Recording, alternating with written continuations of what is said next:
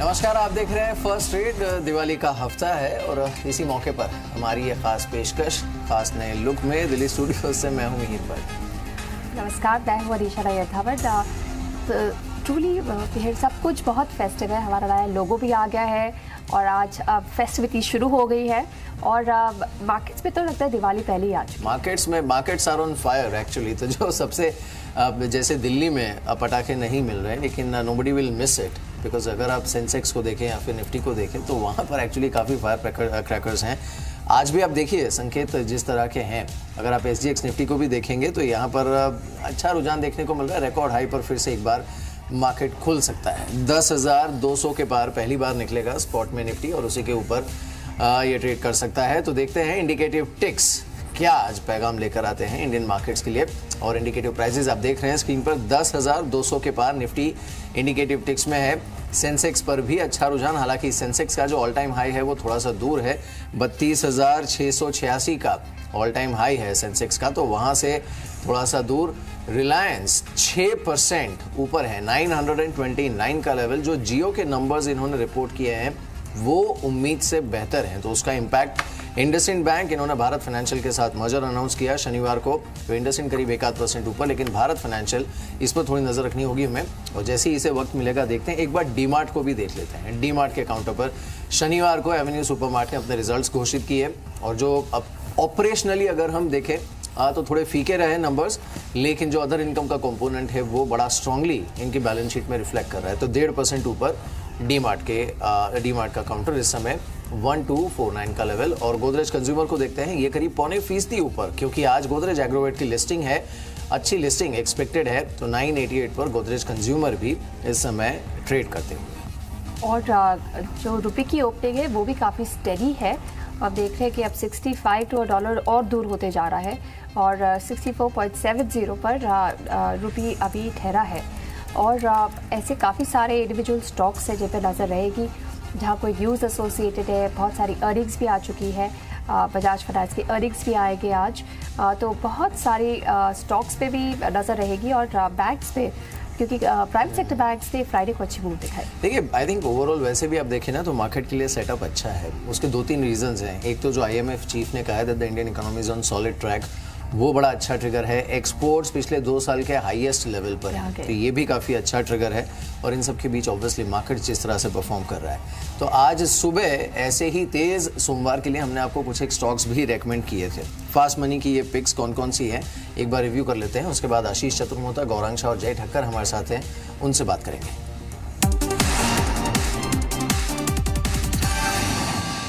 मैंने शुरुआत करी थी रिलायंस इंडस्ट्रीज के साथ। नंबर्स रिफाइनिंग साइड पे खराब आए हैं तो उसका इंपैक्ट हो सकता है, शॉर्ट टर्म के लिए नेगेटिव रहे।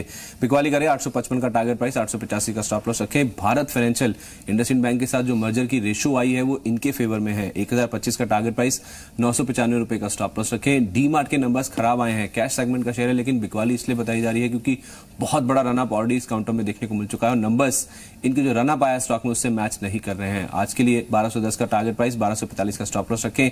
GNA एक्सेल्स, इस कंपनी के मुनाफे में 35% ज्यादा की बढ़त आई है, तो आज हो सकता है 400 रुपए तक की चाल देखने को मिले इस काउंटर में। और स्टॉप लॉस रखें आप इसमें 385 के आसपास का। बंसाली इंजीनियरिंग एंड पॉलीमर्स, ये मेरा EPS शेयर था, नंबर्स खराब काफी अच्छे हैं। और रिलायंस के जो पेटकेम परफॉर्मेंस है वो भी काफी पॉजिटिव था। 122 का टारगेट प्राइस, 110 रुपए का स्टॉप लॉस रखें। JP एसोसिएट्स, फ्राइडे की चाल साइड हो सकता है थोड़ी सी रिट्रेस होती हुई दिखे। बिकवाली करें 19 का टारगेट, 20 रुपए का स्टॉप लॉस रखें। वीजा स्टील अगला शेयर था। एक तो मेटल माइनिंग प्ले ग्लोबली काफी एक्टिव है और FI निवेश सीमा बड़ी है। 1870 का टारगेट प्राइस होगा आज के लिए। TN पेट्रो, एक और पेट्रोकेमिकल स्पेस की कंपनी है। रिलायंस के नंबर्स का पॉजिटिव इफेक्ट रहा तो 73 तक की चाल आज देखने को मिलेगी। और टीटागढ़ वैगन्स, एक नया ऑर्डर हाथ लगाए नेपाल से इस कंपनी के, आज 130 रुपए का टारगेट प्राइस, 124 का स्टॉप लॉस रखें। और बतौर सुपरहिट शेयर मैंने MBL इंफ्रा को उतारा है। प्रोमोटर्स के कुछ फंड इन्फ्यूजन की खबरें हैं। 27 रुपए का टारगेट प्राइस, 25-40 का आपको इसमें स्टॉप लॉस रखना होगा। ऑयल एक्सप्लोरेशन कंपनियों पे नजर रखें, बहुत समय से डिलीवर नहीं कर पाई हैं। हो सकता है लोअर लेवल से खरीदारी बढ़े क्योंकि क्रूड इंटरनेशनल मार्केट पे अट्रैक्टिव अब रिटर्न्स दे रहा है। ऑयल काउंटर ट्यूबुलर पहला स्टॉक रहेगा। ऑयल एक्सप्लोरेशन कंपनी को सेवाएं देती है कंपनी। 48.5 का टारगेट रहेगा, 45.5 का एक स्टॉप लॉस। सौराष्ट्र सीमेंट अपने ही कैटेगरी में बहुत स्ट्रॉन्ग वैल्यूएशंस पे कोट कर रहा है। 89 का टारगेट रहेगा, 81 का एक स्टॉप लॉस कैरी करना होगा। सिलान एक्सप्लोरेशन खरीदते हैं तो इसमें आज 190 का टारगेट रखें, 180 का एक स्टॉप लॉस कैरी करें।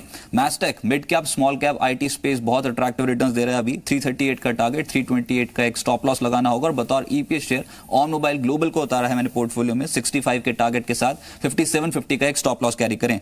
ज्वेलरी स्टॉक्स धनतेरस से पहले एक्टिव हो सकते हैं, जिसमें टीबीजेड, गीतांजलि जैसे स्टॉक्स प्रेफर्ड रहेंगे। 135 का टारगेट टीबीजेड पे, 128 का एक स्टॉप लॉस कैरी करना होगा। सतलुज जल विद्युत निगम पिछले सत्र में अट्रैक्टिव रिटर्न्स दे रहा था, आज कैरी फॉरवर्ड अगर खरीदारी होती है तो 35.5 का टारगेट रहेगा और 33.5 का स्टॉप लॉस रखना होगा। घरेलू खपत से जुड़ी कंपनियां जैसे कि निर्लॉन, इसमें 240 का टारगेट है, 230 का स्टॉप लॉस। और पैकेजिंग स्टॉक यूफ्लेक्स अब तक के रिकॉर्ड लेवल्स पे है, इस स्टॉक में खरीदारी की जा सकती है। टेक्सटाइल स्टॉक हेमंत सिंह का सीड आज का सुपरहिट शेयर है, टारगेट रहेगा 378, स्टॉप लॉस 364 का लगाना होगा। तो ये वो पिक्स हैं जिस पर आप नजर रख सकते हैं। हमारे साथ आशीष चतुर्मोता हैं, गौरांग शाह हैं और जय ठक्कर है हमारे साथ बने हुए हैं। शुक्रिया आप सभी का हमारे साथ बने रहने के लिए and morning to all of you. Gaurang, एक अच्छी चीज ये है कि दिवाली डी स्ट्रीट ने पहले ही मनाना शुरू कर दिया है। वैसे भी it's Dalal streets favourite festival और हम देखते ही हैं मुहूर्त ट्रेडिंग पर भी किस तरह का उत्साह होता है, लेकिन आज इस बार ऐसा लग रहा है कि निफ्टी और सेंसेक्स दोनों ही कोशिश करेंगे कि पहले ही नया हाई बनाएं।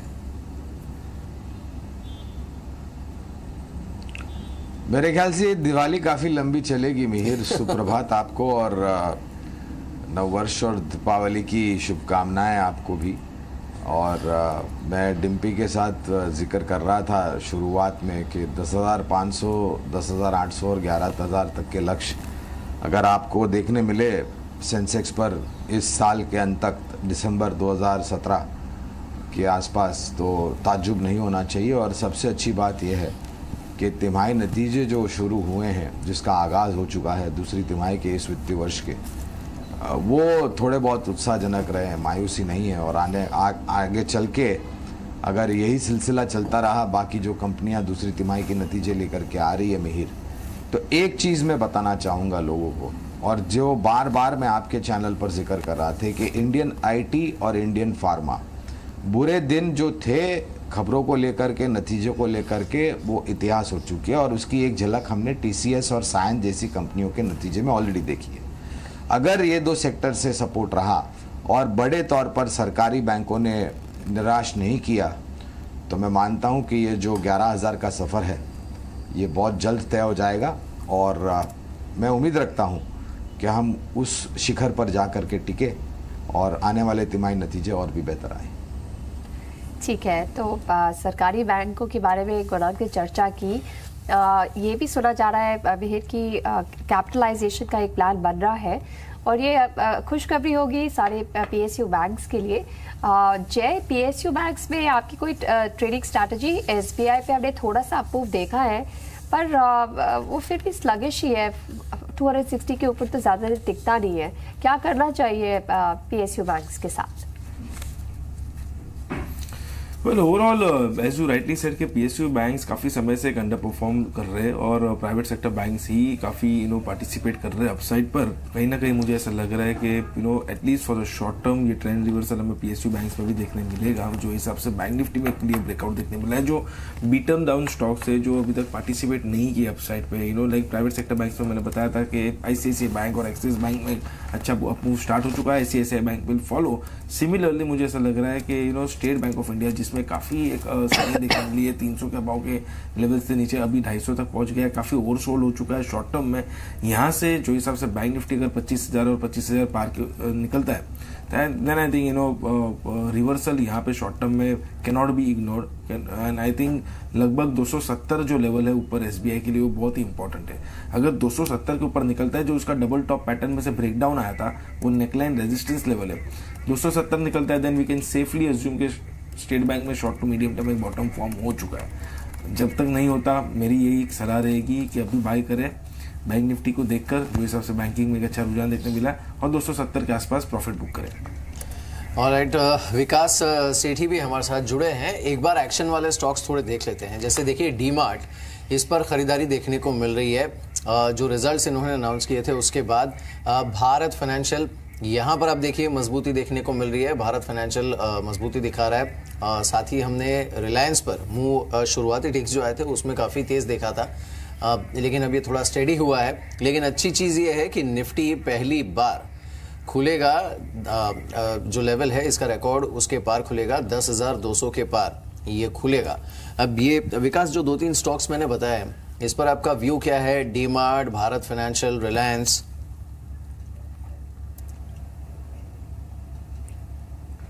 Good morning Mihir, good morning Anisha. नहीं, ये जो तीनों स्टॉक की आप बात कर रहे हैं तीनों ही आज सुर्खियों में रहने वाले हैं। जहां तक भारत फाइनेंशियल का सवाल है तो जो ओवर द वीकेंड जो एक स्वैप रेशियो आया है विद इंडसइंड बैंक वो इस कंपनी के फेवर में आया है। तो मुझे लगता है यहाँ पे जो लेवल्स पे खुलता हुआ दिख रहा है यहाँ से और तेजी बन सकती है। तो मुझे लगता है भारत फाइनेंस में एक अगर कल के लेवल पे या 2-3% ऊपर ही अगर मिलता है तो ट्रेडिंग पॉइंट ऑफ व्यू से भी खरीदारी करने के मौके होंगे।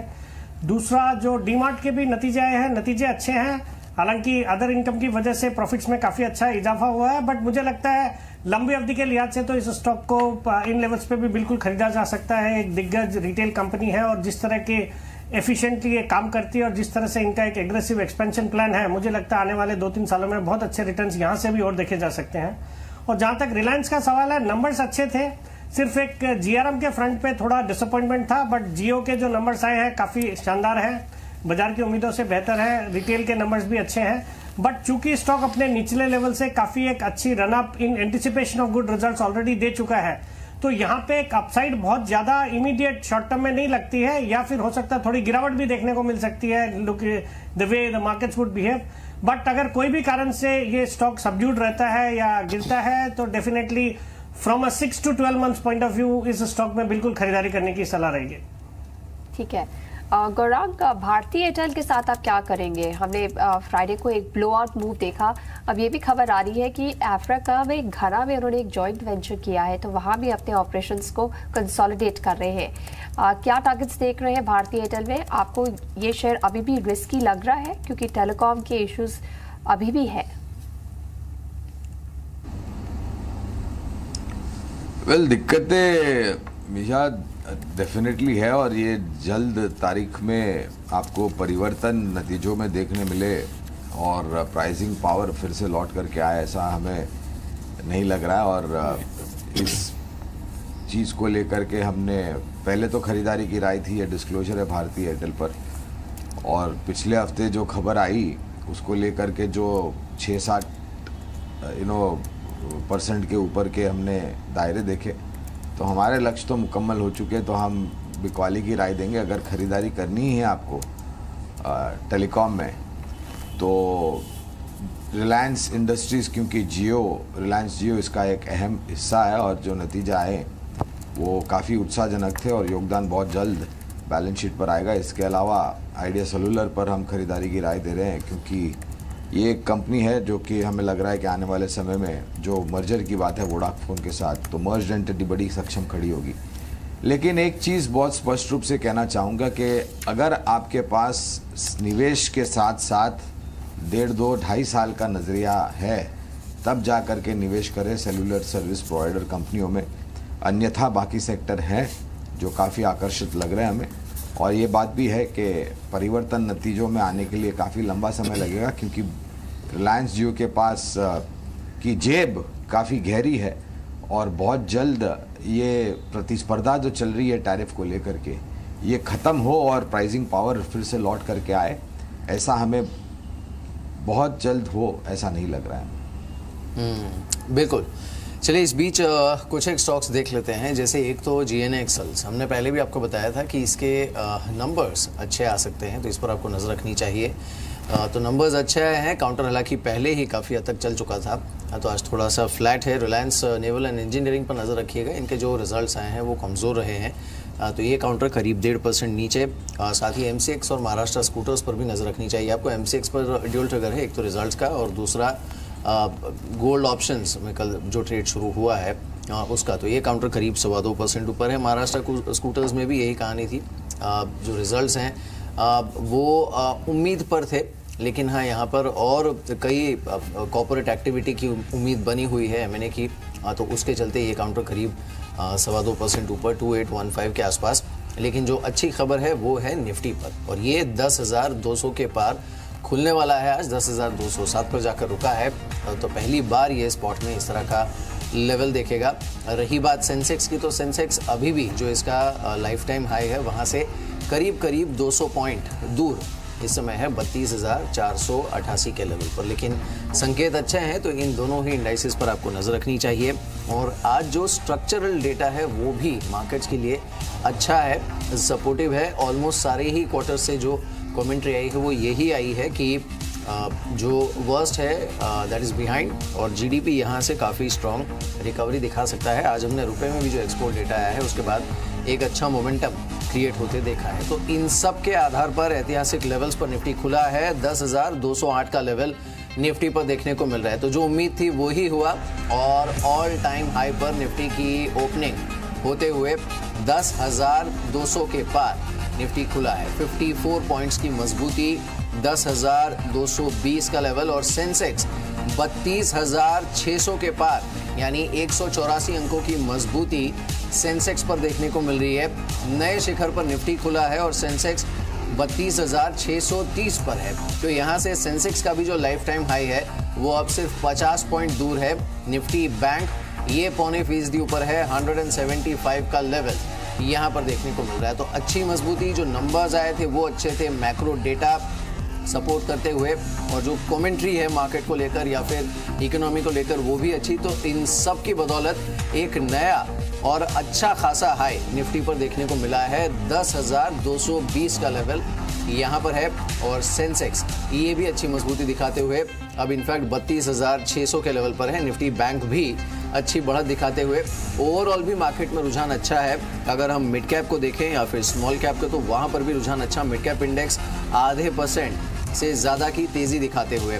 तो एक बार देख लीजिए जो गेनर्स हैं उनको आप देख लीजिए, यहाँ पर रुझान जिस तरह का है निफ्टी का, और उसके बाद जो कंपोनेंट्स हैं उनको देखते हैं। जो टॉप गेनर्स हैं निफ्टी के, इसमें ICICI bank, Vedanta, yes bank, doctor Reddy's, ये कुछ काउंटर्स हैं जहां पर काफ़ी अच्छा रुझान देखने को मिल रहा है।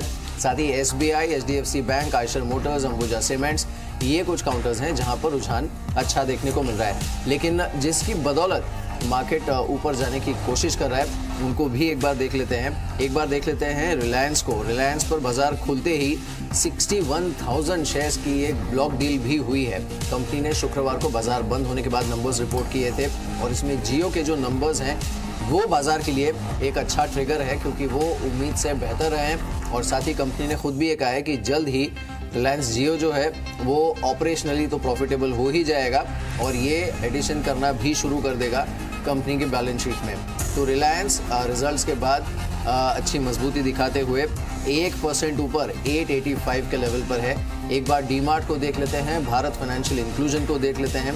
इन काउंटर्स पर डीमार्ट करीब 3% ऊपर 1,265 का लेवल यहाँ पर देखने को मिल रहा है। और साथ ही भारत फाइनेंशियल इंक्लूजन इंडसइंड के साथ मर्जर अनाउंस हुआ शुक्रवार को, ये काउंटर करीब 2.25% ऊपर 1,025 का लेवल। इंडसइंड बैंक हालांकि रेशियो अनाउंस होने के बाद आज हल्का सा दबाव में है, 1% नीचे 1734 के आसपास ये है। एमसीएक्स पर अच्छा रुझान देखने को मिल रहा है। अब देख लेते हैं उन काउंटर्स को जहां पर कैश में काफ़ी अच्छी मजबूती देखने को मिल रही है या फिर वॉल्यूम्स के साथ बाइंग देखने को मिल रही है। वेंकीज पर नजर रखिएगा, 1.5% ऊपर है, लेकिन गोदरेज एग्रोवेट की लिस्टिंग होने वाली है। जब आईपीओ फ्लोट हुआ था गोदरेज एग्रोवेट का तभी भी हमने बहुत अच्छा मोमेंटम देखा था वेंकीज में और आज भी अच्छा रुझान। आज देखिए एक तो प्रीकॉल इस काउंटर पर 6% का मुंह देखने को मिल रहा है, तो इस पर आप नजर रख सकते हैं। केशोराम इंडस्ट्रीज ये करीब 5.5% ऊपर है। सुंदरम क्लेटन इस काउंटर पर 4.5% का मुंह देखने को मिल रहा है। भंसाली इंजीनियरिंग नंबर्स काफ़ी अच्छे थे तो ये काउंटर करीब 5% ऊपर 119 के लेवल पर इस समय ट्रेड करते हुए। बाकी काउंटर्स जहां पर अच्छा मुंह है इसमें मैकनाली भारत है जो कि 4.5% ऊपर है और साथ ही आशियाना हाउसिंग यहाँ पर अच्छा रुझान देखने को मिल रहा है। ओवरऑल सारे ही ज्वेलरी स्टॉक्स को देख लेते हैं और फिर QSR स्पेस को देख लेते हैं, यानी quick service restaurant, speciality restaurant को तो हम देख ही रहे हैं करीब 3% ऊपर, लेकिन ज्वेलरी स्टॉक्स पर आप इस हफ्ते नजर रख सकते हैं बिकॉज एक तो सरकार ने GST में जो रिलीफ दी थी वो, और ऊपर से ये फेस्टिव सीजन उसका अच्छा इम्पैक्ट और डिमांड दोनों ही इन काउंटर्स पर देखने को मिल सकते हैं। तो ज्वेलरी स्टॉक्स पर नजर रखिएगा और साथ ही QSR स्पेस जो पूरा है क्विक सर्विस रेस्टोरेंट्स उस पर आप नजर रख सकते हैं। आज टेलीकॉम पे भी अच्छा एक्शन देखा जा रहा है। अगर आप देखें आइडिया सेलुलर अच्छे वॉल्यूम्स पे ऊपर है। आज टाटा टेली की भी शुरुआत अच्छी हुई थी तो टेलीकॉम पे जो फोकस बना था फ्राइडे को वो कंटिन्यू कर रहा है और वहाँ एक्शन देखे जा रहे हैं। भारतीय एयरटेल भी 1% हायर, आइडिया सेलुलर 3% हायर, तो टेलीकॉम पे इंटरेस्ट बना हुआ है। रेड इंडस्ट्रीज पे हमने देखा है वॉल्यूम्स के साथ बढ़त है। टीटागढ़ वैगन्स यूज रिलेटेड स्टॉकों को ऑर्डर करा है भारत से। टीटागढ़ वैगन्स पे भी अच्छी तेज़ी देखी जा रही है। JM फाइनेंशियल, सुंदरम मल्टीपैक, ये सारे ऐसे शेयर्स हैं जहाँ काफ़ी एक्शन है। और जैसे भी बात कर रहे थे ज्वेलरी शेयर्स में फोकस रहेगा, पर कुछ ऐसी रिपोर्ट्स आ रही है कि रूरल इंडिया में डिमांड थोड़ी कम हुई है क्योंकि अनसीजन रेट्स थे, तो हाँ थोड़ी डिमांड कम हुई है। जय, फिर क्या करेंगे आप ज्वेलरी स्टॉक्स के साथ, क्योंकि काफ़ी बढ़ चुके हैं?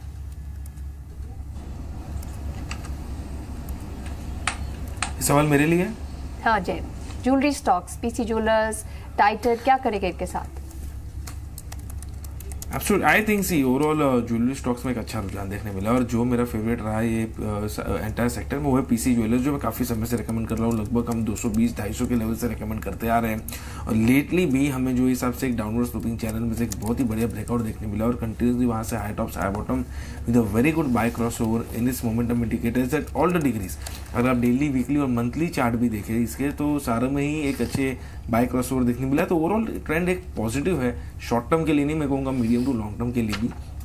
पीसी ज्वेलर्स के जो टारगेट बनकर आ रहे हैं एटलीस्ट फॉर दिस सीरीज, वो मुझे लग रहा है करीबन 395-400 के आसपास के बनकर आ रहे हैं। I think on the lower side 355-60 एक अच्छा सपोर्ट बन चुका है इस स्टॉक के लिए। So with that as a stop loss मैं कहूँगा कि बाय करें यहाँ पे। Medium term point of view तो मैं कहूँगा कि पीसी ज्वेलर्स में लगभग 450 तक के लेवल्स भी देखने मिल सकते हैं। बहुत ही बढ़िया ब्रेकआउट देखने मिला है। सो यहाँ ये हमारा एक टॉप पिक रहेगा as far as this sector is concern. बिल्कुल, कुछ और मोमेंटम स्टॉक्स को देख लेते हैं जिस पर रुझान अच्छा देखने को मिल रहा है। एक तो गोदरेज एग्रोवेट की लिस्टिंग है, तो इसका इम्पैक्ट पूरे गोदरेज ग्रुप के सभी स्टॉक्स पर देखने को मिल रहा है।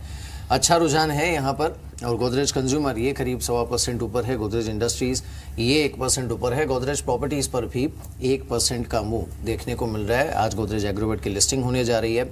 इसी के साथ साथ वेंकीज पर हमने काफ़ी अच्छा मूव देखा है, ये अच्छा चल रहा है। वीज़ा स्टील, इनकी सब्सिडरी का विलय होने जा रहा है, तो उसके बाद वीज़ा स्टील के काउंटर पर हमने बहुत अच्छा मूव देखा है।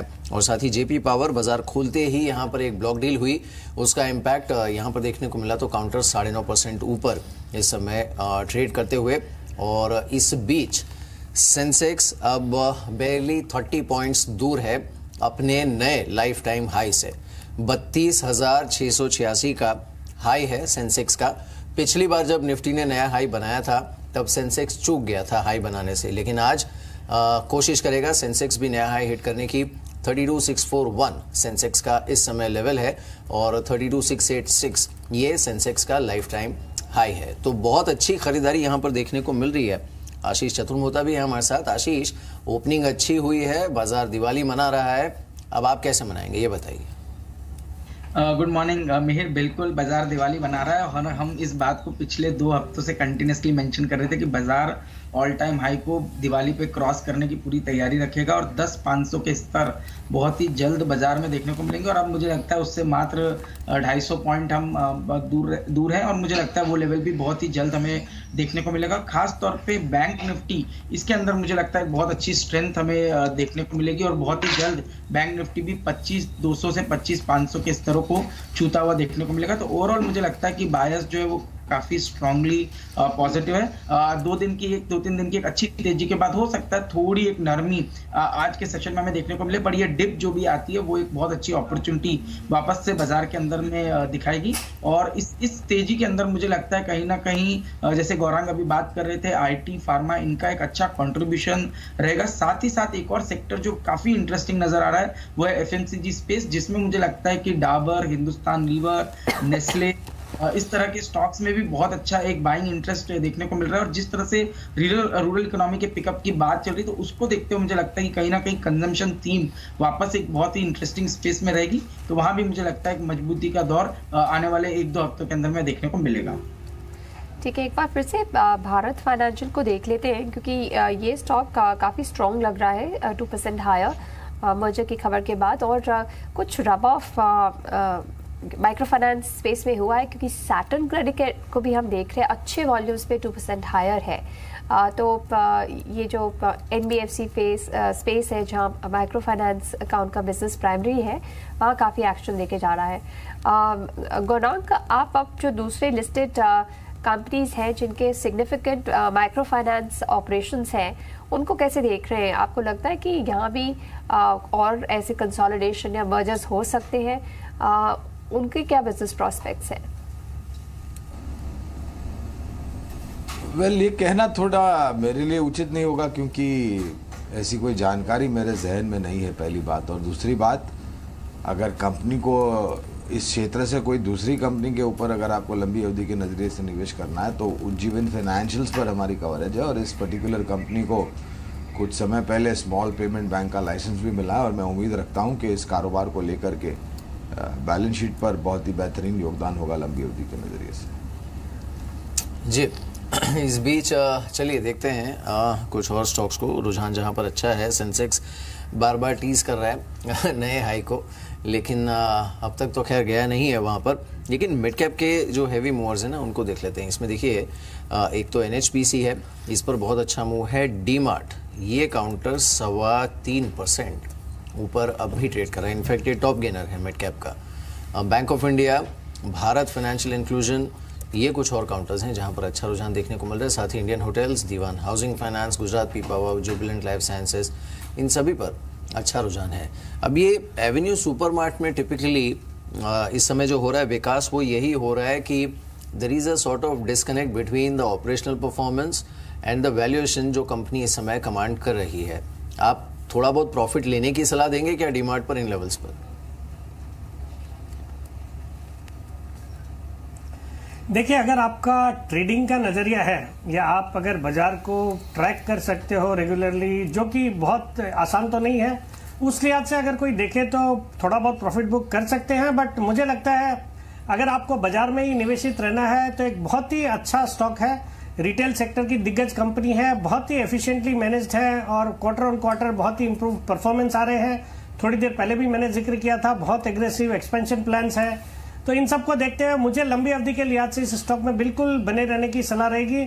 मुझे लगता है 2-5% की गिरावट से बिल्कुल कुछ घबराना नहीं चाहिए, और जो भी आपकी होल्डिंग्स है उसको बिल्कुल मेंटेन करना चाहिए। आने वाले 2-3 साल में यहाँ से भी बहुत अच्छे अपसाइड्स देखने को मिलेंगे इस स्टॉक में। ठीक है जय, आपसे एक आखिरी सवाल। जो छोटे बैंक्स हैं आज, bank of India, union bank of India, south Indian bank, इनमें अच्छा मूव देखा जा रहा है, यहाँ कोई पिक? वेल सी, साउथ इंडियन बैंक तो मैं काफ़ी समय से रेकमेंड करते आ रहा हूँ। मैं एज ए डिस्क्लेमर पे ये भी कहूँगा कि हमारी कंपनी की अच्छी बाई रिपोर्ट भी है। इस पर टेक्निकली अगर भी देखता हूँ, रिजल्ट्स के बाद हमें इसमें गिरावट जरूर देखने मिली थी, बट एक स्ट्रॉन्ग रिकवरी भी कहीं ना कहीं देखने मिली। नीचे की तरफ ये बैंक में 28-29 के आसपास अच्छे सपोर्ट लेवल्स बने हुए हैं। ऑन दी अपसाइड में कहूँगा short term point of view 36.5 से लेकर 37 तक के टारगेट्स बन रहे हैं। अभी 32-50 के आसपास ट्रेड कर रहा है, तो कहीं ना कहीं 10-14% का मूव अभी भी बाकी है स्टॉक में शॉर्ट टर्म के लिहाज से मैं कहूँगा। और bank of India, I think bank of India में भी यहाँ से एक अच्छा मूव देखने मिल सकता है। तो ये 2 PSU है जहाँ से मैं समझता हूँ कि एक अच्छा मूव देखने मिलेगा, जिसमें strong contender south Indian bank है। बिल्कुल। चलिए जय, शुक्रिया हमारे साथ इस बातचीत में शामिल होने के लिए। Thanks for joining us. हमारे साथ अब संदीप शिनोय जुड़े हैं, उनसे बात करते हैं। Sandeep, morning to you. शुक्रिया हमारे साथ इस बातचीत में शामिल होने के लिए। और ऑब्वियसली फेस्टिव सीजन तो चल ही रहा है, दलाल सीट पर हम देख ही रहे हैं। आज सेंसेक्स भी लगता है दिवाली का धमाका करने वाला है, नया हाई बनाकर।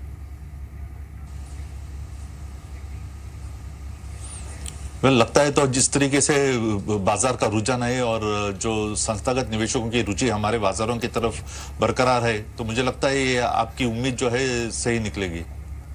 चलिए, उम्मीद तो यही करते हैं। खैर, अब अनीशा को एक छोटा सा ब्रेक देते हैं। डिम्पी हमारे साथ जुड़े हैं ये बताने के लिए कि ओपनिंग एक्शन मार्केट में क्या है। डिम्पी बताइए। शुक्रिया मिहिर, आज आप काफ़ी स्मार्ट, काफ़ी कलरफुल लग रहे हैं। कलरफुल तो आप हैं। चलिए आज शुरू करते हैं। मार्केट पे आज काफ़ी रंग में है और पूरी तरह से देखिए आप नए रिकॉर्ड स्तरों पर वापस पहुंचा है। सेंसेक्स करीब 250 के ऊपर है और उसका खैर कुछ एक इंपॉर्टेंट चीज़ें हैं जो आपके सामने हम रखते चलेंगे। अभी रिलायंस इंडस्ट्रीज और डी-मार्ट के नंबर्स आए हैं, तो इन नंबर्स का इंपैक्ट आज देखने को मिल रहा है। हालांकि रिलायंस इंडस्ट्रीज तो बिल्कुल फ्लैट है, कोई ज़्यादा बड़ा मूव तो नहीं मिल रहा। हाँ, लेकिन जो चिंता बनी हुई थी कि नंबर से थोड़ी निराशा है, रिलायंस टूट नहीं जाएगा, बाजार को तो नहीं कमजोर करेगा, ये ऐसा नहीं है। डी मार्ट अच्छे नंबर्स के बेसिस पर करीब 2.5% की बढ़त के साथ ट्रेड करता दिख रहा है। इसके अलावा मिड कैप के भी कुछ एक कंपनीज के नंबर्स आए हैं, तो यहां पर भी अच्छा मूव देखने को मिल रहा है। अगर आप छोटी छोटी मिड कैप कंपनीज का नंबर देखें, उसे भंसाल इंजीनियरिंग ये करीब 1.5% ऊपर है। इसके अलावा ग्रुप फाइनेंस भी करीब 1.5% ऊपर, लेकिन जीएनएक्स ने अपने नंबर के बेसिस पर थोड़ा सा कमजोर है, नंबर्स ठीक थे इसके भी। इसके अलावा एमसीएक्स पे भी आप ध्यान रखें, क्योंकि ना केवल नंबर्स और बल्कि गोल्ड की ऑप्शंस भी 17 तारीख से शुरू हो रही हैं, तो ये शेयर करीब अभी आधे से 1.1% तक की बढ़त दिखा रहा है। आप देखिए एंडरसन भारत फाइनेंशियल्स को लेकर जो डील आगे बढ़ रही है उसको मंजूरी मिली है, स्वैप रेशो भी मिल गई है, 1000 के बदले 640 शेयर होंगे करीब। उसका एंडरसन को तो खास कुछ फायदा नहीं मिल रहा, थोड़ी प्रॉफिट बुकिंग देख रहे हैं करीब 2.5% नीचे, लेकिन उतना ही भारत फाइनेंशियल ऊपर है। और आज सुबह अंचल ने हमको लिंक के जरिए बताया भी था कि अगर आप इस पूरी डील में एक शेयर चुन के ट्रेड करना चाहते हैं तो भारत फाइनेंशियल ज्यादा बेहतर होगा, करीब 2% ऊपर है। इसके अलावा अगर आप देखें तो इससे जुड़ी कुछ और माइक्रो फाइनेंस से जुड़ी कंपनीज वो भी आज चलती हुई दिख रही हैं, उज्जीवन फाइनेंस, इक्विटीज और साथ ही भारत फाइनेंशियल, ये सभी फाइनेंस वाली कंपनीज हैं जो कि इस भारत फाइनेंशियल की डील के साथ साथ आज मोमेंटम में आई हैं। आज गोदरेज एग्रोवेट का आईपीओ भी है, तो इसके चलते हुए देखिए आप गोदरेज के ज्यादातर शेयर्स में मूव देखने को मिल रहा है। गोदरेज कंज्यूमर्स और इंडस्ट्रीज दोनों में करीब 1.5% तक की मजबूती है। टेलीकॉम शेयर दम भर के चल रहे हैं, ये सेकंड डे ऐसा है जब टेलीकॉम शेयरों में मजबूती है, इन स्पाइट ऑफ दिस कि रिलायंस जियो के यहाँ पे नंबर्स में आइडिया सेलर करीब 3.5% ऊपर है। बिल्कुल बिल्कुल बिल्कुल। तो चलिए डिम्पी आप आए और साथ ही एक नया हाई भी लेकर आए। सेंसेक्स ने अभी नया हाई हिट किया है, 32,687 तक ये गया है, तो टेक्निकली नया हाई बन गया है सेंसेक्स पर। जो प्रीवियस हाई था वो था 32,686 का,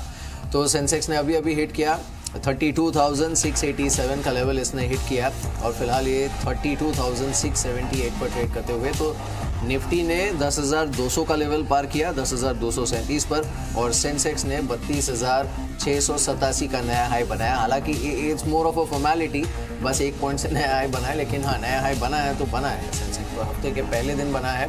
और इसी के साथ विवेक भी हमारे साथ जुड़े हैं। विवेक, मॉर्निंग टू यू। मैंने सुना आपने बहुत हेवी शॉपिंग की है वीकेंड पर, you added a lot to it GDP over the weekend.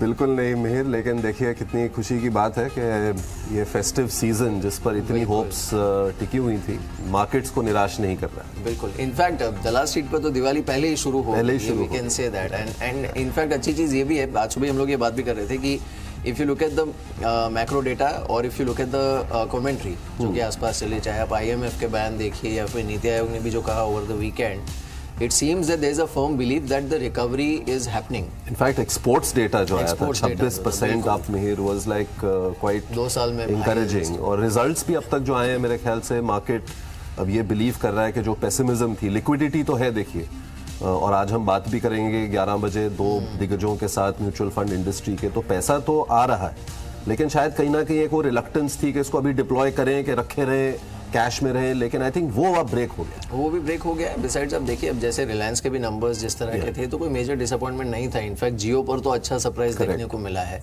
अब डीमार्ट को भी देखिए, सो आई थिंक एटलीस्ट अभी तक कोई बहुत बड़ा हर्डल मार्केट के सामने देखने को नहीं मिला है। हमारे साथ संदीप शिनोय भी हैं, गौरांग शाह हैं, धर्मेश कांत हमारे साथ मौजूद हैं और साथ ही विकास सेठी हमारे साथ हैं। धर्मेश, मॉर्निंग टू यू और बधाई हो आपको और इनफैक्ट आप सभी को। सेंसेक्स ने भी नया हाई हिट किया है। धर्मेश, अब क्या करेंगे आप इस समय? गुड मॉर्निंग जी, सबको ही बधाई होनी चाहिए। सेंसेक्स और निफ्टी दोनों ने नया हाई बनाया है और देखिए ये ट्रेंड चलता रहेगा, हाईज अब नए बनते रहेंगे और मुझे लगता है कि अर्निंग्स की जो शुरुआत हुई है वो भी काफ़ी आशाजनक रही है और आपको काफ़ी इम्प्रूवमेंट जरूर देखने को मिलेगा। अराउंड निफ्टी में अगर OMCs को आप हटा दो तो 14 से 15% काइंड ऑफ प्रॉफिटेबिलिटी ग्रोथ इस क्वार्टर में देखने को मिलना चाहिए और OMCs ने अगर पॉजिटिवली सरप्राइज किया, विच इज़ वेरी लाइकली, तो ये ग्रोथ काफ़ी बड़ा भी हो सकता है। अराउंड 80% ऑफ द कंपोजिशन है निफ्टी अर्निंग्स के, उसमें काफ़ी पॉजिटिविटी दिख रही है ग्रोथ की, बिकॉज PSU बैंक्स आपको लॉस टू प्रॉफिट बनाएंगे, SBI इन केस रहेगा जहाँ पर 3,000 करोड़ के आसपास का प्रॉफिट का एक्सपेक्टेशन है। एंड बाकी मेटल्स हैं, इंफ्रा है, NBFC स्पेस है, प्राइवेट बैंकिंग स्पेस है, सब में ही अच्छी अर्निंग्स होती रहेगी। सो मुझे लगता है कि आपको स्टॉक स्पेसिफिक रहना पड़ेगा और बाई करके ही चलें और any small correction in between has to be bought. Gaurang, क्या ये माना जाए कि जो पेसिमिज्म एक तरह से बिल्डअप हो रही थी मैक्रोस को लेकर, अर्निंग्स को लेकर, कहीं ना कहीं अब वो ख़त्म हो रही है और एक कॉन्फिडेंस रिन्यूड आ रहा है। लिक्विडिटी तो है ही, लेकिन कहीं ना कहीं जो लोग कैश पे थे अब उसको डिप्लॉय कर रहे हैं ये मान के कि वर्स्ट इज ओवर। शुक्रिया विवेक, सुप्रभात आपको, और दिवाली और नववर्ष की आपको भी शुभकामनाएं हमारी तरफ से। तो कभी कभी ताज्जुब होता है विवेक, जब बहुत ही बुद्धिमान जीव ऐसी टिप्पणियां करते हैं जो मूर्ख लोग करते हैं। और ये ताज्जुब नहीं था हमें कि जीएसटी को लेकर के दिक्कतें छोटी या मध्यम अवधि में आएगी, ये हमें तब भी पता था। और इस विश्व में जो भी देशों ने जीएसटी को लागू किया है वहाँ पर हमने धीमापन देखा है छोटी या मध्यम अवधि के नज़रिए से। तो मुझे तो ऐसा कोई संकेत नज़र नहीं आया था जो कुछ बुद्धिमान जीव टिप्पणियाँ कर रहे थे, आलोचना कर रहे थे विकास दर को लेकर के, महंगाई दर को लेकर के, नोटबंदी को लेकर के वगैरह वगैरह।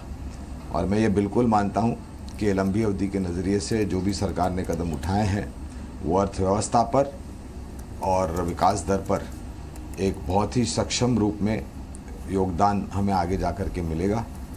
और गिरावट किसी भी प्रकार की आती है तो खरीदारी की राय बरकरार है।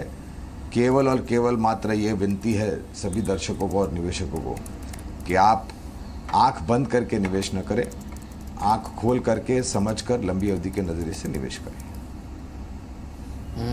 बिल्कुल, ये बात तो खैर आपने सही कही गौरांग, और आप वो कुछ चंद जो एनालिस्ट उनमें से एक थे जो कि काफ़ी कॉन्फिडेंट थे मार्केट को लेकर, या फिर कोई कंफ्यूजिंग क्यों नहीं दे रहे थे। धर्मेश, जिस तरह के रिजल्ट्स आए हैं उसके बाद आप रिलायंस या फिर डी मार्ट इस तरह के स्टॉक्स पर क्या सलाह देंगे? देखिए, रिलायंस तो बाई करने की ही सलाह रहेगी अभी भी, बिकॉज रिजल्ट्स काफ़ी अच्छे थे और जो रिलायंस जियो का रिजल्ट था वो काफ़ी इंकरेजिंग था।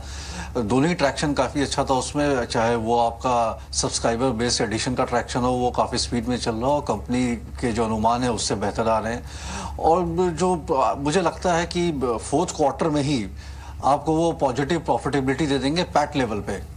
एबिट लेवल की मैं बात नहीं कर रहा हूँ, लोग हालांकि बाकी सब एनालिस्ट मानते हैं कि FY19 में जाकर के ये प्रॉफिटेबिलिटी आएगी, बट मुझे लगता है कि इस साल के अंत में FY18 के अंत में फोर्थ क्वार्टर में रिलायंस जियो से भी आपको पॉजिटिव प्रॉफिटेबिलिटी मिलेगी। सो रिलायंस तो आपको बाई करके चल रहा है। मेरा खुद का अनुमान ये है कि भाई 2020 100 रुपये का EPS रहेगा रिलायंस इंडस्ट्रीज का। उस हिसाब से अभी भी स्टॉक प्राइस बहुत सस्ता है, 10 से लेस फॉरवर्ड PE मल्टीपल पर चल रहा है। डी मार्ट के रिजल्ट्स जरूर अच्छे थे, 65% का प्रॉफिटेबिलिटी ग्रोथ था, बट आई थिंक अगर आप टॉप लाइन देखें तो 25-26% का रेवेन्यू ग्रोथ था। So that is going to stay. वो आपका जो दर है 25-26% का रेवेन्यू ग्रोथ का वही रहेगा और profitability growth will fall in line. एक बार जो आपका इंटरेस्ट एंड डेप्रिसिएशन ये सब का और ऑपरेटिंग लिवरेज है ये जब सेटल होगा तो वहाँ आ जाएगा। उस हिसाब से मुझे लगता है कि काफ़ी महंगा हो रखा है डी मार्ट में प्रॉफिट बुक करने की सलाह रहेगी और रिलायंस में नए निवेश करने की सलाह रहेगी करंट प्राइस पे। Sandeep, welcome to the show. बहुत सालों बाद आपसे बात हो रही है और आपसे जानना चाहेंगे कि आज तो हालांकि बहुत खुशी का दिन है कि एक और ऑल टाइम हाई निकाल दिया है मार्केट ने और बहुत डिसाइसिवली, लेकिन वैल्यूएशन बतौर कैसा दिख रहा है बाजार आपको? वेल विवेक, मुझे लगता नहीं आज के दिन में वैल्यूएशन की तरफ किसी की नजर जा रही है, क्योंकि अगर आप देखेंगे तो मुझे लगता है करीबन ये चौथा साल रहेगा जिसमें हमारे सेंसेक्स या निफ्टी के EPS में फ्लैटिश ग्रोथ आ रहे हैं। हर साल के शुरुआत में हम 18-20% की उम्मीद करते हैं और सेकंड क्वार्टर के बाद वो धीमापन आ जाता है और we end the year with some 8-9%। But उसके बावजूद भी बाजार में अगर आप देखेंगे तो पिछले 4 साल से संस्थागत निवेशकों की रुचि कम नहीं होती जा रही है, देसी हो या विदेशी। So I guess it's a liquidity fuelled rally and it will continue for longer time.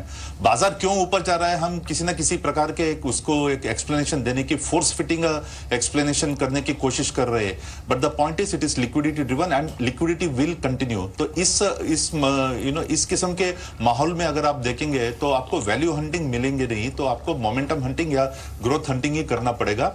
और वो मुझे लगता है कि जो दिग्गज कंपनियां से the top end of the curve, उन्हीं में आपको अच्छा सेफ्टी है, सिक्योरिटी एंड ग्रोथ पोटेंशियल मिलेंगे। Valuations are stretched Vivek, but I don't think market is going to correct in a hurry. बिल्कुल। इस बीच विकास, आपका शुक्रिया हमारे साथ इस बातचीत में शामिल होने के लिए, और गौरांग आपका भी शुक्रिया हमारे साथ इस बातचीत में शामिल होने के लिए। संदीप, आपने जो बात कही about the earnings and valuation, वो ऑब्वियसली वो कहीं ना कहीं बैक ऑफ द माइंड वो चीज़ चलते रहती है। लेकिन हम देख रहे हैं कि रुझान काफ़ी अच्छा है। आप म्यूचुअल फंड्स को देखिए, इक्विटी फंड्स को जिस तरह का इन्फ्लो आ रहा है, या फिर आप आईपीओ को देखिए, प्राइमरी मार्केट को। आज गोदरेज एग्रोवेट की लिस्टिंग भी है, आपका कोई व्यू है क्या इस लिस्टिंग पर? पर कॉन्ग्लोमरेट लिस्टिंग जब भी होती है मिहिर, वैल्यूएशन डिस्कवरी काफी पेचीदा होता है। और ये अगर आप देखेंगे, इट्स नॉट अ यूनिलाइन कंपनी, इसमें 4 लाइंस ऑफ बिजनेस है। और कहीं ना कहीं एक जो पहला नाम जो आपने बोला, that brand equity of that corporate house, that will give a premium valuation. So मुझे लगता है for valuation discovery to happen for this kind of companies is going to be a long road ahead, and especially when it's a conglomerate. तो मुझे लगता है जो लंबी अवधि के निवेशक है उनको ये शायद अच्छा स्टॉक हो सकता है, लेकिन सामान्य आम निवेशक है, मुझे लगता है इस किस्म के स्टॉक से अगर वो दूर रहेंगे तो कुछ गंवाएंगे नहीं। धर्मेश, बैंकिंग में अभी भी काफ़ी कंसर्न्स हैं कि क्या आप देखते हैं कि वहाँ भी ये एक किस्म का बॉटम आउट हो गया, क्योंकि जो बैंक इंडेक्स है कई एक्सपर्ट्स ये भी मानते थे कि जब तक उसमें तेज़ी नहीं आएगी तब तक पूरा बाजार ऊपर नहीं उठेगा, और देख रहे हैं कि कुछ हद तक एक पॉजिटिव स्ट्रेंथ आ रही है उसमें। तो लेकिन क्या आप मानते हैं कि वहाँ पर द वर्स्ट इज ओवर? देखिए, बैंकिंग पर से थोड़ा समय और लेगा, स्पेशली जो पब्लिक सेक्टर बैंक और एसेट क्वालिटी कंसर्न्स है। बॉटम आउट हो गया ये कहना तो सही नहीं रहेगा इस वक्त, बिकॉज कि अभी भी जो आरबीआई के जो डायरेक्टिव्स आ रहे हैं उनके हिसाब से जो एनालिसिस आ रहा है वहाँ पर अभी भी काफ़ी स्कोप है बैड एसेट क्वालिटी को कंट्रोल करने का। आपको प्रोविजंस और बढ़ाने पड़ेंगे और सरकार को रिकैपिटलाइज भी करना पड़ेगा पीएसयू बैंक से। बट जो स्पीड था, जो एक आपको कहते हैं कि पूरा बीमारी का पता लगना था, वो पता लग चुका है। अब आपको पता है कि कहाँ ऑपरेशन करना है, किसको सुधारना है, किसको मेडिसिन देना है और किसको आपको कट करके निकालना है। So this identification which was very necessary, जो पहले अवॉइड कर रहे थे वो हो चुका है।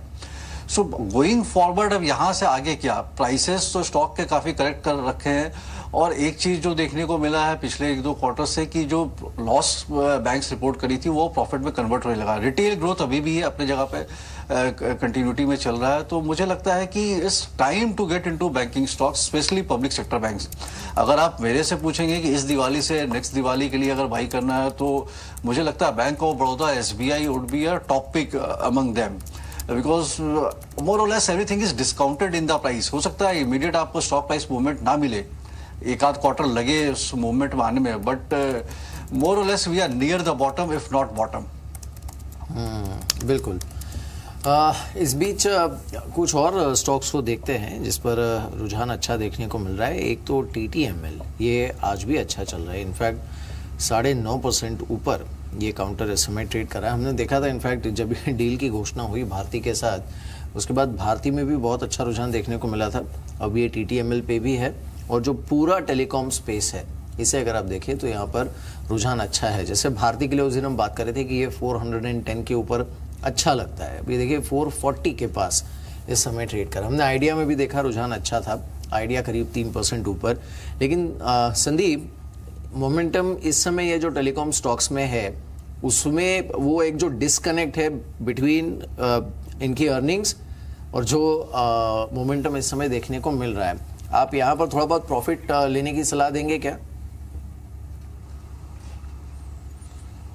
वेल, अगर आप ये क्षेत्र को देखेंगे तो Mihir, it's a race to the bottom, क्योंकि जिस तरीके से मार्केटिंग वॉरफेयर चल रहा है तो ये स्वाभाविक है कि कॉस्टिंग में कोई means you are not seeing any softening in costing front, और रियलाइजेशन में लगातार एक घटत आती दिख रही है। तो the biggest winner is going to be consumer. So जब कभी भी कोई भी माहौल में या कोई क्षेत्र में इस किस्म का माहौल रहता है तो मुझे लगता है you better be a consumer of the sector and not a investor. तो मुझे लगता नहीं कि इस क्षेत्र में कोई भी आम निवेशक ज्यादा अवधि तक पैसा बना पाएगा, क्योंकि it's going to be unprecedented squeeze. अगर आप पिछले 3-3.5 सालों में अगर आप देखेंगे तो टेलीकॉम में किसी ने पैसा ज्यादा बनाया नहीं। You get stray rallies, you will get 15-20% rally, but they are more of a bear market rally. तो मुझे लगता है हर रैली में अगर आप बेच के बाहर निकलेंगे तो आप ज्यादा कुछ गंवाएंगे नहीं। संदीप, फार्मा और आईटी पर क्या राय बन रही है आपकी? वेल विवेक, मुझे लगता है अगर आप आईटी देखेंगे तो वर्स्ट इज ऑल फैक्टर्ड इन, और जिस तरीके से जो अंतर्राष्ट्रीय तौर पे जो माहौल में गड़बड़ियां चल रही थी, beat US beat Europe, most of that is in the open. So कभी अननोन से अगर नोन पे आ जाता है तो market starts giving its own factoring. और हमें इस बात पे ध्यान देना चाहिए कि ये सब 10-12 बिलियन डॉलर साइज की कंपनी है, जो दिग्गज कंपनियां हैं, और उनके मार्जिन में कोई बाधाएं दिख नहीं रही. हालांकि ग्रोथ में 1-2% का ही इजाफा आप देख रहे हैं, but that will come back on track. तो मुझे लगता है लार्ज कंपनीज, बड़े कंपनियों में आपको सेफ्टी मिल रही है. दूसरे श्रेणी की कंपनियों में थोड़ी दिक्कतें हैं, but there are no investable options there. But तीसरे श्रेणी की कंपनियों जो है आईटी क्षेत्र में, अगर उनमें आप निवेश करेंगे तो मुझे लगता है वो एक्विजिशन टारगेट्स भी है और स्केलिंग पोटेंशियल भी उनमें है. तो मुझे लगता है they are the best points to tackle the technological changes. रही बात हेल्थ केयर या फार्मा की, मुझे लगता है जो आज के दिन में उनका भी वही हाल है जो आईटी का था पिछले 1-1.5 सालों तक. So they are going through a very bad phase. But जो बड़े कंपनियों से उनके बिजनेस मॉडल में कोई प्रॉब्लम्स नहीं है.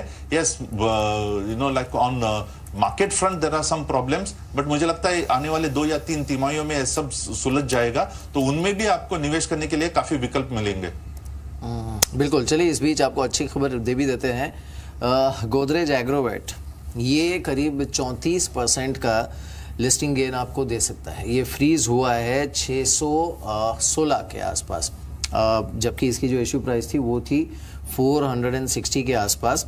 अच्छा रुझान देखने को मिल सकता है गोदरेज एग्रोवेट पर लिस्टिंग में 615 के आसपास. और इनफैक्ट दोनों ही एक्सचेंजेस पर अगर हम देखें तो रुझान ठीक ही देखने को मिल रहा है. तो इस पर नज़र रखिएगा.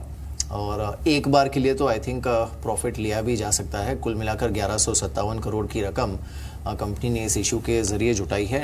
96 टाइम्स इनफैक्ट ओवर सब्सक्रिप्शन यहाँ पर देखने को मिला था. लेकिन अब पूरा ही जो गोदरेज ग्रुप है वो इस लिस्टिंग से पहले काफ़ी अच्छे मोमेंटम में है. तो रुझान अच्छा देखने को मिल रहा है यहाँ पर. आप कुछ धर्मेश ऐड करना चाहेंगे क्या इसमें?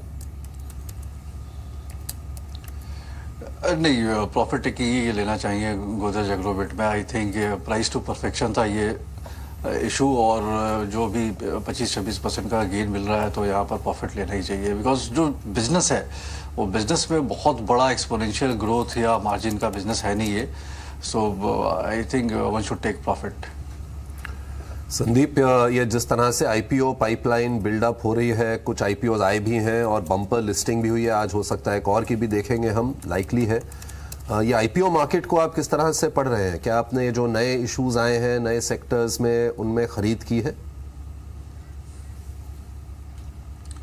वेल विवेक, अगर आप देखेंगे after a long time quality papers और लार्ज स्केल पेपर्स आपको दिख रहे हैं, करीबन 1000 करोड़ के ऊपर वाले आईपीओस, और the way they are getting subscribes. तो मुझे लगता है इट्स अ गोल्डन पीरियड जो चल रहा है. और काफी अच्छी कंपनियां भी है जो अभी आ चुके हैं और आने की क्षमता भी रख रही है. Because round the corner there are many more companies. तो गोल्डन पीरियड में जब होता है तो मैं as a citizen of India ये कहूंगा कि we should all capitalise and bring in as much capital as possible. क्योंकि आने वाले 2 या 3 सालों तक अगर अर्थव्यवस्था बढ़नी है तो we have to recapitalise most of our companies, be it private sector be it public sector, और वही हो रहा है. So we should not be complaining at the current levels. हालांकि थोड़े आईपीओ कॉस्टली हो सकते हैं, बट जैसे कि आपने देखा, if it is a quality IPO and has got a good management, then I don't think you are going to have a loss on the listing. बिल्कुल. चलिए, इस बीच भारत फाइनेंशियल और इंडसइंड के मर्जर में आपको क्या करना चाहिए और आपके लिए क्या है, ये सबसे पहले देखते हैं. एक तो संदीप इस पर इनफैक्ट हमारे साथ ज़्यादा डिटेल्स लेकर जुड़े हैं. तो संदीप, एक तो इस डील का फ़ायदा दोनों कंपनियों को कैसे होगा ये बताइए. शुक्रिया मिहिर. देखिए, एक विन विन सिचुएशन कह सकते हैं दोनों ही कंपनीज के लिहाज से, क्योंकि बड़ी कंपनी से दोनों, इंडसइंड बैंक हालांकि बड़ा आपको प्लेयर नजर आएगा, लेकिन दोनों कंपनी के लिहाज से देखें तो अच्छा आपको रुझान नजर आएगा. अगर आप फायदे की बात करें दोनों कंपनी के लिए, पहले इंडसइंड बैंक के फायदे की बात करते हैं. उसमें अगर आप देखें तो इनको जो भारत फाइनेंशियल का ग्रामीण कारोबार है वो पूरा इनके पास आता हुआ दिखेगा. खासतौर पर जो इनका माइक्रो फाइनेंस कारोबार है वो इनके पास जुड़ता हुआ दिखेगा. करीब 1400 क्या ब्रांच नेटवर्क है, और इस मर्जर के बाद उन्होंने बोला है कि 400 से 500 और ब्रांचेस से जोड़ते हुए दिखेंगे. तो कुल मिला के एक तो ग्रामीण भारत में इनका फोकस बढ़ेगा, और साथ ही साथ जो माइक्रो फाइनेंस कारोबार है जो कि करीब 2.25% के आसपास इनका कुल पोर्टफोलियो बनता है, वो बढ़कर अब 7% के आसपास हो जाएगा. अच्छे खासे ग्राहक है भारत फाइनेंशियल के पास. वो अगर आप देखें तो 52 लाख नए ग्राहक इंडसइंड बैंक के पास जुड़ते हुए दिखेंगे, और 1 लाख से ज्यादा गाँव में जो कारोबार है वो इंडसइंड बैंक का फैलता हुआ दिखेगा। तो इंडसइंड बैंक के लिहाज से देखें तो अच्छी डील कह सकते हैं जिसमें इनका कारोबार और फैलता हुआ दिखेगा। भारत फाइनेंशियल की जहां तक बात है तो ये बैंकिंग फाइनेंस जो सेवाएं हैं वो दे पाएगी। बड़ा प्लेयर है, बैंकिंग प्लेयर है, वो इनके साथ जुड़ता हुआ दिखेगा। और उसके साथ साथ इनकी जो फंडिंग कॉस्ट है ये सबसे इंपॉर्टेंट फैक्टर है। इनकी फंडिंग कॉस्ट में करीब 3 से 4% के आसपास की कमी आएगी, क्योंकि बैंक से सीधे ये कर्ज ले पाएंगे अपने फंडिंग के लिए, तो उसका जो फायदा है वो सीधे तौर पर देखने को मिलेगा। और शायद यही कारण है मीर, आप देख रहे हैं कि भारत फाइनेंशियल का जो स्टॉक है वो इस डील के चलते ज्यादा फोकस में है, क्योंकि एक तो इनको प्रीमियम भी मिल रहा है स्वैप रेशो के लिहाज से, वो तो पॉजिटिव है ही, लेकिन इनकी जो फंडिंग कॉस्ट में कमी आएगी वो एक बहुत बड़ा पॉजिटिव है इनके लिए। बिल्कुल, लेकिन एक बात बताइए, अगर किसी के पास भारत फाइनेंशियल इंक्लूजन के 100 शेयर्स हैं तो जो स्वैप रेशियो अनाउंस हुआ है उसके मुताबिक वो उस जो इन्वेस्टर है उसे करना क्या चाहिए और उसे फायदा क्या होगा?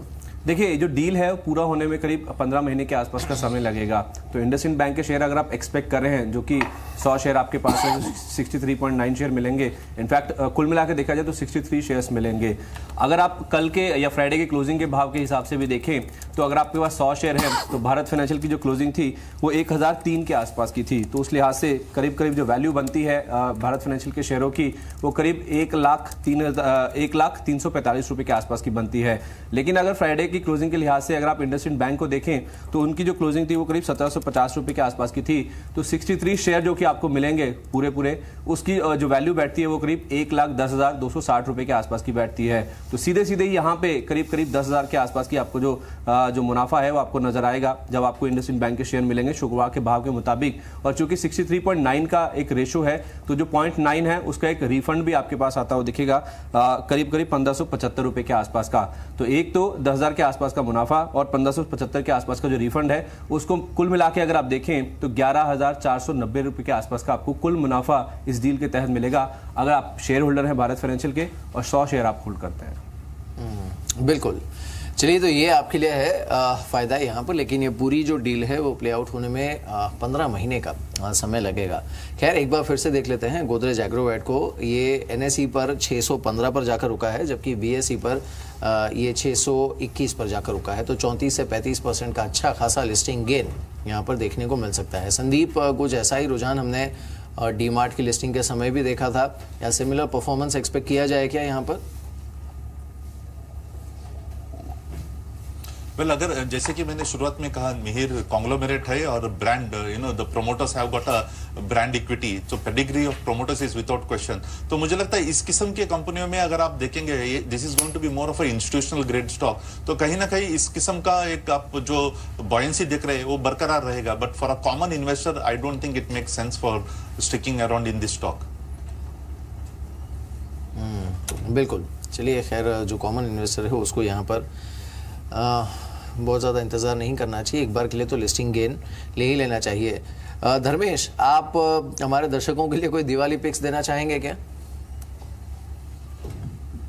जी बिल्कुल, आई थिंक जिस तरीके से इकोनॉमी में पॉजिटिविटी देखने को मिल रहा है, चाहे वो इंडस्ट्रियल प्रोडक्शन नंबर्स हो, फैक्ट्री आउटपुट हो, और मुझे लगता है कि GDP भी अब जल्दी ही बॉटम आउट होता हुआ नजर आएगा। तो ये मान के चल रहे हैं कि आने वाला 1-2 साल जो रहेगा वो काफ़ी अच्छा रहेगा और काफ़ी अच्छे ग्रोथ्स मिलेंगे। तो उसमें थोड़ा डाइवर्सिफाइड पोर्टफोलियो बना के चलना चाहिए। थीमेटिकली 5-6 स्टॉक मैंने सेलेक्ट किए हैं। ऑटोमोबाइल सेक्टर से टाटा मोटर्स एक टॉपिक रहेगा बाई करने के लिए। BFSI सेगमेंट से पब्लिक सेक्टर बैंक में SBI मैंने बोला, बैंक ऑफ बड़ौदा आप ऐड कर सकते हैं। प्राइवेट सेक्टर बैंक से चलेंगे, बट मुझे लगता है कि जो डेल्टा है, बहुत बड़ा डेल्टा, वो इधर से आएगा। इसके अलावा एग्री थीम से आप कावेरी सीड्स बाई करके चल सकते हैं। तो कंपनी बहुत अच्छे अट्रैक्शन पे है, वो अपना पूरा हाइब्रिड सीड का बिजनेस को री अरेंज कर रही है। कॉटन से कम होकर के दूसरे सीड्स में वेजिटेबल, जहाँ पर हाई मार्जिन बिजनेस है वहाँ पर वो शिफ्ट कर रही है। डेट फ्री कंपनी है, वो ऐड कर सकते हैं। BLS इंटरनेशनल करके कंपनी है जो कि वीज़ा प्रोसेसिंग सर्विसेज में काम करती है। अगर आप इसकी अर्निंग्स ग्रोथ ट्रैजेक्टरी देखेंगे तो बहुत स्ट्रांग रही है। FY16 में 30 करोड़ का अर्निंग्स था, FY17 में 50 हुआ, FY18 के पहले क्वार्टर में 30 करोड़ का आ गया है। मेरा अनुमान है कि FY18 एंड होते होते 120 करोड़ का प्रॉफिट रहेगा और FY19 में ये 150 से 160 करोड़ का प्रॉफिट रहेगा। सो यहाँ पर भी करीब 360 से 400 के आसपास का ट्रैक्शन मिल सकता है। हाई ROE 50% का ROE ROC का बिजनेस इनका, डेट फ्री कंपनी है और बहुत सारे ई गवर्नेंस कॉन्ट्रैक्ट ले रही है, तो ये ऐड कर सकते हैं। So Kaveri Seed, BLS International, Tata Motors, SBI, bank of Baroda, ये टॉपिक्स रहेंगे from this Diwali to next Diwali के लिए। बिल्कुल। चलिए धर्मेश, एक बार फिर से आपको दिवाली की शुभकामनाएं और शुक्रिया हमारे साथ इस बातचीत में शामिल होने के लिए। रोज की तरह वक्त है हमारा दिवाली का बम्पर शेयर देखने का।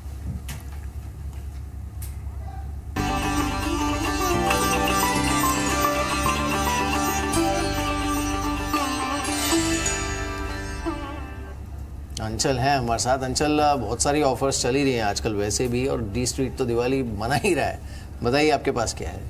बिल्कुल मिहिर, आज का शेयर बताने से पहले आपको एक बार फिर सुंदरम फास्टनर की याद दिला देते हैं। 9 अक्टूबर को दिया था, आज फिर से 1% तेजी है और पूरी उम्मीद है मुझे कि शायद दिवाली से पहले पहले ये 590 का लक्ष्य भी शायद छू जाएगा।